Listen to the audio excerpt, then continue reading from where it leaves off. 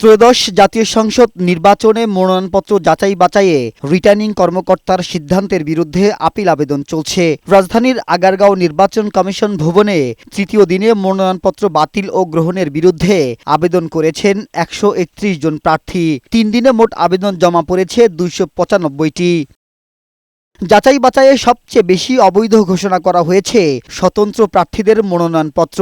যেসব কারণ দেখিয়ে স্বতন্ত্র প্রার্থীদের মনোনয়নপত্র বাতিল করা হয়েছে তা অবৈধ ও পক্ষপাতিত্বমূলক বলে অভিযোগ করেন প্রার্থীরা। সেই নিয়মটা আসলে বাতিল করা উচিত, যে মানুষ ভোট দেওয়ার পূর্বেই তার ভোটকে প্রকাশ করা, যে 1% ভোটকে প্রকাশ করা, আসলে এটা বাতিল করা উচিত এবং সবাইকে সুযোগ দেওয়া উচিত এই ভোটে। যে এই সমাজকে ফেলে দেওয়ার কথা চিন্তা করেছি তারই ছায়া দেখতে পাচ্ছি এখানে। এখন যেটি হচ্ছে আপনি আপনার 2024-এর 7 জানুয়ারি সে তুমি আমি ডামি নির্বাচনের মতো হয়ে যাচ্ছে।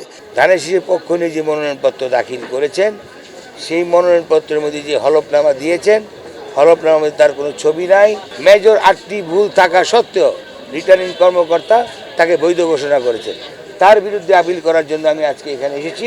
এদিকে বুধবার নির্বাচনী পরিবেশ নিয়ে প্রধান নির্বাচন কমিশনার এএমএম নাসিরউদ্দিনের সঙ্গে বৈঠক করে জামায়াতে ইসলামীর 6 সদস্যের প্রতিনিধি দল। পরে সাংবাদিকদের জামায়াতের নায়েবে আমির বলেন, নির্বাচনের লেভেল প্লেইং ফিল্ড এখনও নিশ্চিত হয়নি।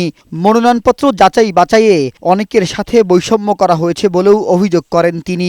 আগামী নির্বাচনটি যদি এরকমই একটা অ্যারেঞ্জ নির্বাচন হয় তাহলে কিন্তু বাংলাদেশ অস্তিত্ব সংকটে পড়বে এবং দেশ আরও বেশি বিপজ্জনক পরিস্থিতির দিকে চলে যাবে। আইন শৃঙ্খলা পরিস্থিতি নিয়ে উদ্বেগ জানিয়ে জামায়াতের নায়েবে আমির যেসব ডিসি এসপি দলীয় হিসাবে কাজ করছে তাদের বদলি করার দাবি জানান।